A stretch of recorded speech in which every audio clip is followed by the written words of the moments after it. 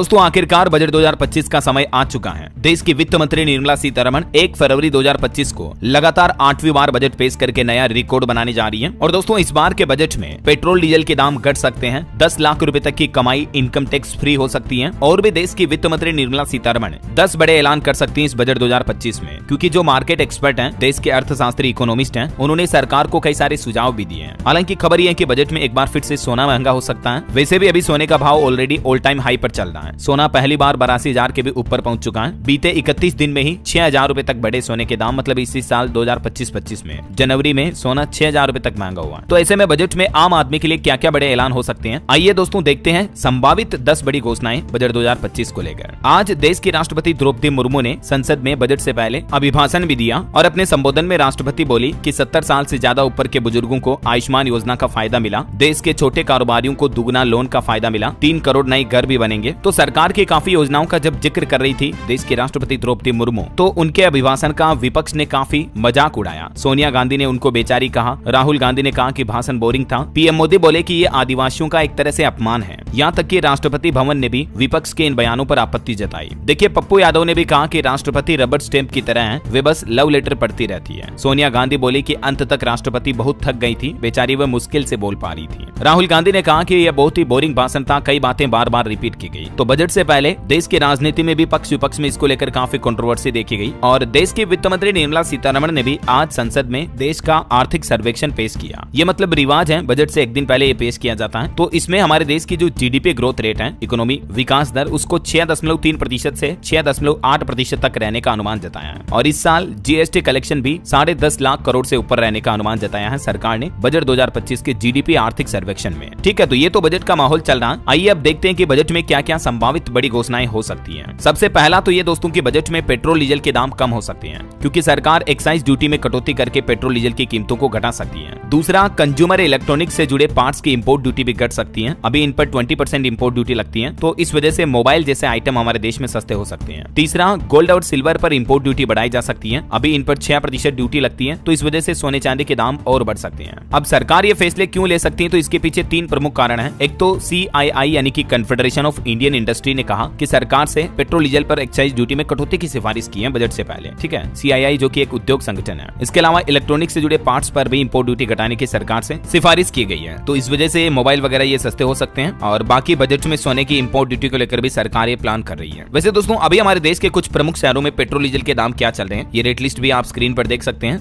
दिल्ली में 97 पेट्रोल का, डीजल 87 रुपए प्रति लीटर, और बाकी देश के अधिकतर शहरों में 100 से ऊपर ही चल रहे हैं पेट्रोल के रेट तो है ना, और डीजल लगभग 90 के समथिंग। अच्छा, दूसरा अपडेट ये आ रहा कि इनकम टैक्स में 10 लाख रुपए तक की सालाना इनकम को सरकार टैक्स फ्री कर सकती है। इनकम टैक्स का नया स्लैब भी हो सकता है आपको देखने को मिले इस बार के बजट में। इसके पीछे कारण ये है दोस्तों, जो मार्केट एनालिस्ट हैं उनके मुताबिक सरकार ये चाहती है कि ज्यादातर लोग नए टैक्स रिजीम को अपनाएं, क्योंकि जो नया टैक्स रिजीम है वो पुराने की तुलना में काफी ज्यादा आसान भी है और इसमें दस्तावेजों का झंझट भी नहीं है। तो ये कुछ वजह है जिसके चलते सरकार इस बार इनकम टैक्स को लेकर भी एक तो 25% का नया टैक्स स्लैब ला सकती है, और बाकी 10 लाख रुपए तक की इनकम सालाना जो टैक्स फ्री की जा सकती है। समझ रहे हो, अभी मौजूदा न्यू टैक्स रिजीम जो है वो क्या है, इसकी कैलकुलेशन भी आप देख सकते हैं। इसमें 3 लाख रुपए तक की इनकम पर 0 टैक्स देना होता है, और वहीं जो ओल्ड टैक्स रिजीम था उसमें टोटल 4 स्लैब थे, उसमें 2.5 लाख रुपए तक की इनकम पर ही टैक्स फ्री था, है ना। चलिए तीसरा प्लान देखिए सरकार का, किसान भाई लोगों के लिए बड़ी अच्छी घोषणा हो सकती है। जो पीएम किसान सम्मान निधि योजना की धनराशि अभी 6,000 है, उसको बढ़ाकर सरकार या तो 10 या 12,000 कर सकती है। और इसके पीछे वजह यह दोस्तों की हाल ही में संसद की स्थायी समिति ने भी केंद्रीय कृषि मंत्रालय और भारत सरकार से इसकी सिफारिश की थी किसान सम्मान निधि योजना को बढ़ाने की। और क्योंकि सरकार ये भी चाहती कि ज्यादा से ज्यादा किसानों की इनकम बढ़े, आय बढ़े और किसानों को सहायता मिलते रहे, तो इस वजह से भी सरकार किसानों के लिए राहत भरा फैसला ले सकती है इस बजट में। ठीक है ना। अच्छा, चौथी घोषणा देखिए नौकरी और युवाओं को लेकर, ग्रामीण इलाकों के ग्रेजुएट युवाओं के लिए भी सरकार एक नई इंटर्नशिप स्कीम ला सकती है। एकीकृत राष्ट्रीय रोजगार नीति लाई जा सकती है, क्योंकि बेरोजगारी अभी हमारे देश में एक प्रमुख मुद्दा है, समझ रहे हो। तो ये वजह है कि रोजगार बढ़ाने के लिए सरकार युवाओं के लिए नई इंटर्नशिप स्कीम वगैरह और विदेशों में नौकरी दिलाने की मदद के लिए भी इंटरनेशनल मोबिलिटी अथॉरिटी बनाई जा सकती है। ये घोषणाएं करने के पीछे मार्केट एक्सपर्ट ने 2 कारण बताए हैं, ये दोनों कारण भी आप देख सकते हैं। और 5वीं बड़ी घोषणा दोस्तों हेल्थ सेक्टर को लेकर हो सकती है। मेडिकल सेक्टर में 75,000 सीटें जोड़ने का रोडमैप भी सरकार इस बार के बजट में पेश कर सकती है। इस घोषणाओं के पीछे 3 कारण बताए जा रहे हैं। हेल्थ इंफ्रास्ट्रक्चर को सरकार बेहतर करना चाहती है, लोगों के इलाज के खर्च को कम करना और सभी लोगों को बेहतरीन स्वास्थ्य सेवाएं मिल सके। तो इस वजह से हेल्थ सेक्टर को लेकर भी सरकार ये कुछ बड़े घोषणाएं, बड़े ऐलान मतलब कर सकती है। ठीक है ना। अच्छा, छठी घोषणा देखिए मकान को लेकर अपडेट आ रहा कि सस्ते घर खरीदने की प्राइस लिमिट को बढ़ा सकती है सरकार। मेट्रो शहरों के लिए जो अभी प्राइस लिमिट